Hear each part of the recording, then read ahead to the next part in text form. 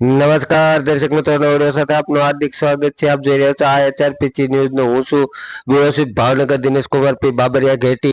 નમસ્કાર દર્શક મિત્રો, આપ જોઈ રહ્યા છો HRPC ન્યૂઝ. હું છું સોલંકી દર્શના.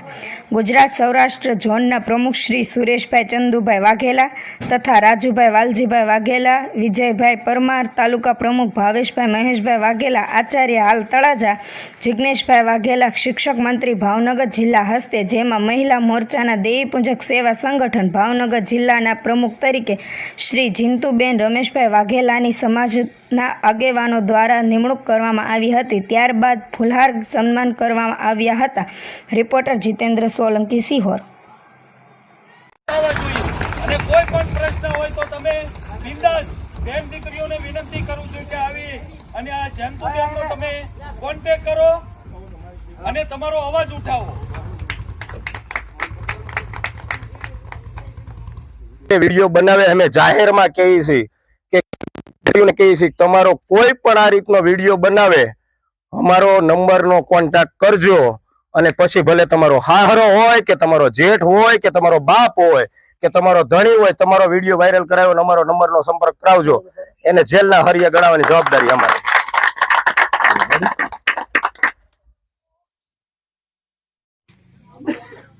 તો હું અત્યારે ગુજરાત સરકારને એવી વિનંતી કરવા માંગુ છું કે સાહેબ, તમે સવર્ણોમાં આર્થિક રીતે પછાત એના માટે તમે EWS લાવ્યા છો. તો હમણાં ગુજરાત સરકારે પોલીસ ભરતી કરી, એની અંદર મેરિટ મૂક્યું છે.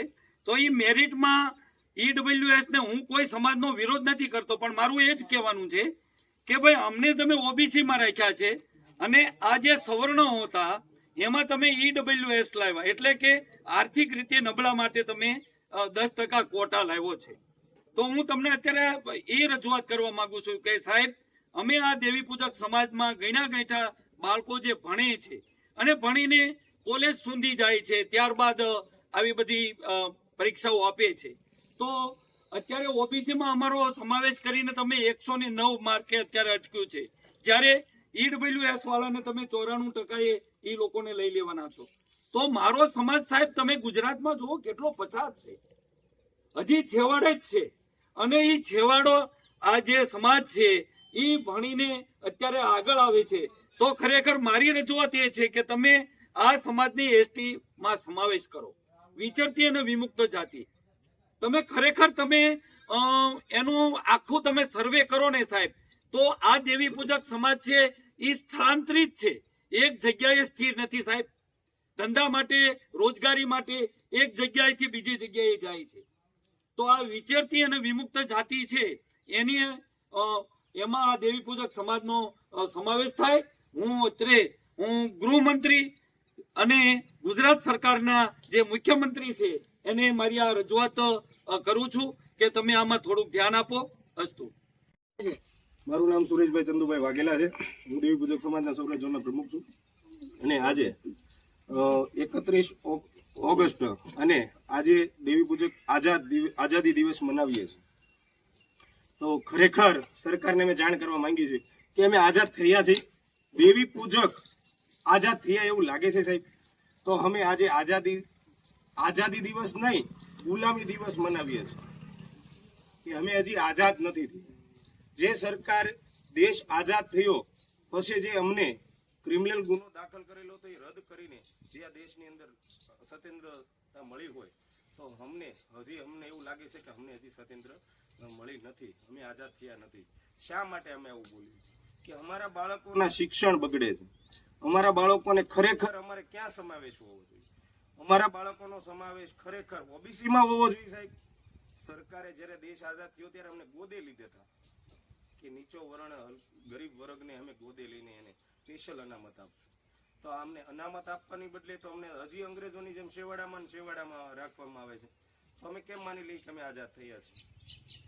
એટલે ખરેખર અમને વિચરતી વિમુક્તિના લાભો મળવા જોઈએ, NDDNT-ના લાભો મળવા જોઈએ. અને આ OBC માં રાખીને અમને ઊંચી કોમમાં અમે રજવાડાની ઓલામાં હતા ભાઈ, તો અમને એમાં સમાવેશ કરી દીધો છે. અને બીજા બધાય ઇન્ટરવ્યુમાં અમે જોઈએ કે બીજો વર્ણ જો અનામત માંગતો હોય તો અમારી ફરજ જ નથી. બીજો સમાજ જે છે એ ખમતીધર સમાજ છે એ અનામત માંગતો નહીં, એના જો તમે પાસ કરી દેતા હોય તો અમારા સમાજનું અનામત ક્યાં ગયું? અમારા બાળકોનું ભવિષ્ય ક્યાં ગયું? અમારા બાળકોનું શિક્ષણ ક્યાં ગયું? અમારું બાળક જ્યાં લગી શિક્ષણ નહીં પ્રાપ્ત કરી કે ને જ્યારે એને સ્પેશિયલ અનામત નહીં મળી કે ત્યાં લગી અમારું છોકરું આગળ નહીં પ્રગતિ ઉપર નહીં આવે. તો આના માટે અમને સ્પેશિયલ લાભ મળવો જોઈએ અનામતનો, અને ઓબીસી માંથી અમને રદ કરીને અમને એસટી માં દરજ્જો મળવો જોઈએ, આવી અમારી માંગણી છે.